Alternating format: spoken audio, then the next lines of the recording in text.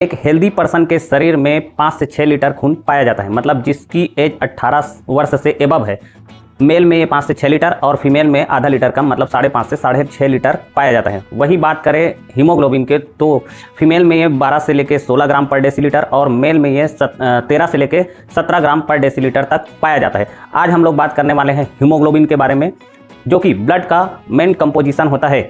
वैसे तो ब्लड के और भी कंपोजिशन होते हैं, जैसे कि WBC, RBC, blood platelets, blood plasma, लेकिन आज हमारा फोकस रहेगा हीमोग्लोबिन के ऊपर, जिसकी कमी से आपको बहुत सारे बीमारी होने के चांसेस रहते हैं। तो सबसे पहले बात कर लेते हैं हम लोग हीमोग्लोबिन के प्रोडक्शन के बारे में। एक्चुअली इसका प्रोडक्शन जो है वो बोन मेरो से होता है, जो कि सिंथेसिस होकर RBC बनता है और जिसका लाइफ स्पेन 120 दिन तक रहता है। उसके बाद ये लीवर और स्प्लीन में ब्रेक डाउन होकर डिस्ट्रॉय हो जाता है और टूट जाता है, इसलिए स्प्लीन को ग्रेवयार्ड ऑफ RBCs भी बोलते हैं। मतलब हीमोग्लोबिन जो है वो प्रोटीन से बना रहता है और जिसमें आयरन एटम्स होते हैं, और इसका नॉर्मल शेप जो है वो ओवल शेप का होता है और ये रेड कलर का होता है हीमोग्लोबिन के कारण।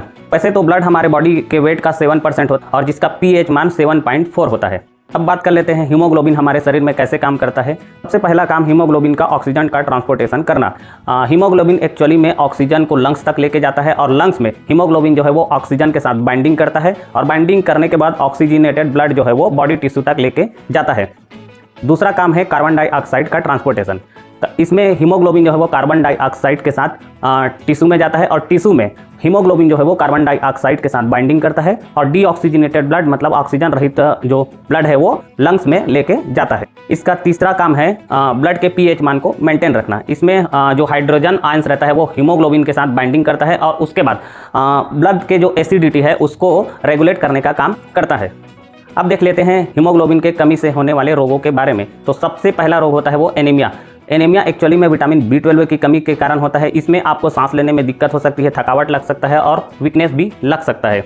दूसरा, आपको थैलेसेमिया होने के चांसेस रहते हैं। थैलेसेमिया भी एक जेनेटिक डिसऑर्डर, इसमें हीमोग्लोबिन एबनॉर्मल हो जाता है और ग्लोबुलिन इम्बैलेंस हो जाता है, जिससे पेशेंट को बार बार ब्लड ट्रांसफ्यूजन की आवश्यकता होती है, मतलब ब्लड चढ़ाना पड़ता है।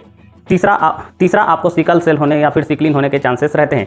ये भी एक जेनेटिक डिसऑर्डर्स होता है। इसमें हीमोग्लोबिन का साइज ओवल ना होकर सिकल के आकार का, मतलब हंसिया के आकार का होता है। इससे ब्लड का फ्लो ब्लॉक हो जाता है और बॉडी के अन्य ऑर्गन तक जो है वो ब्लड नहीं पहुंच पाता, जिससे उस ऑर्गन में ऑक्सीजन की कमी हो जाती है और ऑर्गन के फेलियरिटी के चांसेस बढ़ जाते हैं। तो कैसे पता करें कि आपका हीमोग्लोबिन कम है या फिर आपको खून की कमी है? इसके लिए आप घर पे भी आप अपने आप को देख सकते हैं। जैसे कि सबसे पहले आप अपने जीभ को देखें या फिर टंग को देखें, वो जो है वो पेल दिखाई देगा, मतलब फीकापन दिखाई देता है। उसके बाद आप आंखों को ऐसे करके देखिए, उसमें भी आपको पेल नजर आएंगे या फिर फीका नजर आएगा। तीसरा उपाय ये है कि आप नाखूनों को प्रेस करके देखें, यहाँ पे जो रेडनेस बनती है वो रेडनेस नहीं बनती, व्हाइट कलर का बनता है स्किन। इससे ये समझ आता है कि आपको खून की कमी हो सकता है। और साथों साथ कुछ लक्षण भी है, जैसे कि थकावट और वीकनेस और चक्कर, ये भी आपको सिम्टम दिख सकते हैं या फिर सांस लेने में दिक्कत भी हो सकती है। अगर इन सब चीज़ों से भी समझना आ रहा हो तो आप पैथोलॉजी लैब में जाइए, वहाँ हीमोग्लोबिन 150 रुपये में टेस्ट हो जाता है। उसको करा के भी आप पता कर सकते हैं कि आपको हीमोग्लोबिन की कमी है।